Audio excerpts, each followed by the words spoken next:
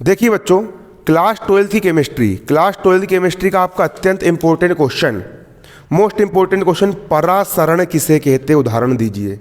कक्षा 12वीं की केमिस्ट्री का अध्याय 2 विलयन, सॉल्यूशन वाला आपका क्या है, पार्ट है। कौन सा पार्ट है? सॉल्यूशन वाला आपका क्या है, ये पार्ट है ना। क्लास 12 केमिस्ट्री का अध्याय 2 विलयन वाला आपका यहाँ पर पार्ट है। परासरण दाब किसे कहते हैं, है ना। परासरण दाब किसे कहते हैं, उदाहरण दीजिए। देखिए आंसर, परासरण दाब क्या होता है, देखो ना, परासरण दाब। परासरण किसे कहते हैं? विलायक के अणुओं का अर्ध पारगम्य झिल्ली से होकर तनु विलयन में सांद्र विलयन की ओर स्वतः प्रभाव परासरण कहलाता है। विलायक के अणुओं का अर्ध पारगम्य झिल्ली से होकर तनु विलयन में सांद्र विलयन की तनु विलयन में सांद्र विलयन की ओर स्वतः प्रभाव परासरण कहलाता है। परासरण ना, देखो है ना, है ना, सही लिखा है, देखो।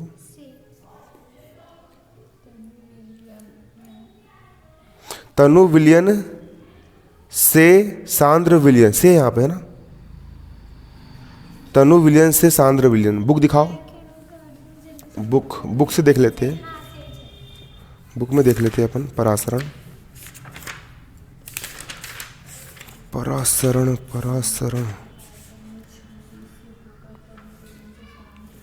देखो, परासरण की क्रिया बुक में मजेदार तरीके से दी गई है,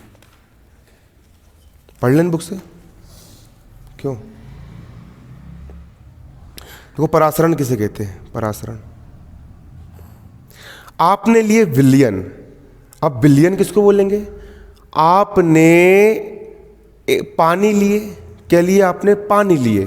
पानी हो गया आपका विलायक, जिसमें घोला जाता है उसको हम बोलते हैं विलायक। पानी में आपने मिला दिए नमक मिला दिया आपने, विलय मिला दिए। तो जब आपने विलायक में विलय मिलाया तो आपका बन गया विलयन। ये नमक वाला पानी हो गया आपका विलयन और विलायक। और हमने यहाँ पर एक अर्ध पारगम्य झिल्ली लगा दी है। हमने यहाँ पर बीच में क्या लगा दिए? अर्ध पारगम्य झिल्ली यहाँ पर हमने लगा दी है। और इस तरफ हमने क्या लिए? विलायक लिए। विलायक मतलब हमने इस तरफ सिर्फ और सिर्फ हमने पानी लिए, पेवर जल लिए। इस तरफ हमने क्या लिए? पानी लिए, विलायक लिए। और इस तरफ हमने क्या लिए? विलयन लिए। विलयन मतलब नमक का घोल। नमक का घोल हो गया आपका विलयन और ये हो गया आपका विलायक। देखो, वह प्रक्रिया जिसमें शुद्ध विलायक के कण, ऐसी प्रक्रिया जिसमें शुद्ध विलायक के कण मतलब पेवर पानी, शुद्ध विलायक के कण, वह प्रक्रिया जिसमें शुद्ध विलायक के कण, वह प्रक्रिया जिसमें शुद्ध विलायक के कण कम सांद्र विलयन से उच्च सांद्र विलयन में अर्ध पारगम्य झिल्ली में से होते हुए प्रभावित होते हैं। जब आप क्या करोगे, इस तरफ आप नमक वाला पानी लोगे और इस तरफ आप सिर्फ और सिर्फ पानी लोगे। इस तरफ आप विलयन लोगे, नमक का विलयन, और इस तरफ आप सिर्फ विलायक पानी लोगे। तो विलायक के जो कण हो, विलायक की सांद्रता कम होगी, मतलब जब पतला होगा, ये तनु होगा। और विलयन की सांद्रता कैसी होगी? अधिक होगी, मतलब जब गाढ़ा होगा। तो विलायक के जो कण हैं इस अर्ध पारगम्य झिल्ली में से होते हुए इस विलयन में जाके मिलते जाएंगे, है ना। और कब तक मिलेंगे? जब तक कि दोनों इधर बराबर ना हो जाए। दोनों इधर कैसे ना हो जाए? बराबर ना हो जाए, तब तक के लिए ये मिलते जाएगा। तब तक के लिए क्या होते जाएगा? ये मिलता चला जाएगा, है ना। तब तक ये क्या होते जाएगा? मिलता चला जाएगा, है ना। यह अर्ध पारगम्य झिल्ली होती है ना। क्लियर? वह प्रक्रिया जिसमें शुद्ध विलायक के कण, वह प्रक्रिया जिसमें शुद्ध विलायक के कण कम सांद्र विलयन से उच्च सांद्र विलयन की ओर अर्ध पारगम्य झिल्ली से होते हुए प्रभावित होते हैं, इस क्रिया को हम परासरण कहते हैं। और एक क्रिया विसरण भी होती है। विसरण किसको बोलते हैं मालूम है? विसरण का मतलब ये होता है कि जैसे कि कोई एक एरिया है, इस एरिया में बहुत ज़्यादा हवा हो गई, इस एरिया में कोई बहुत ज़्यादा हवा हो गई, और इस एरिया में अगर हवा कम मात्रा में है, तो जो इधर जो गैस है उसकी अधिक प्रेशर से भरी हुई है, तो यहाँ की गैस ऑटोमेटिक कहाँ चल जाती है? अधिक प्रेशर वाले इलाके से कम प्रेशर वाले इलाके की ओर जाती है। उसको हम विसरण बोलते हैं।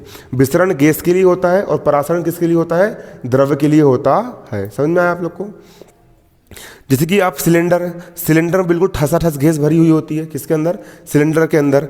तो यहाँ पर इसका प्रेशर अधिक होता है और हवा का प्रेशर कैसा होता है, कम होता है।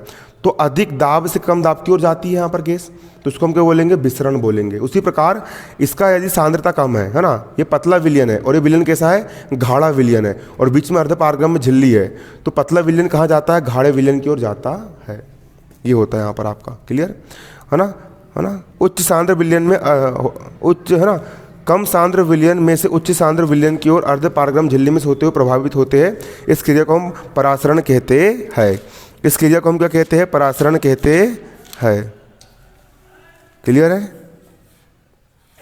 ये होता है ना।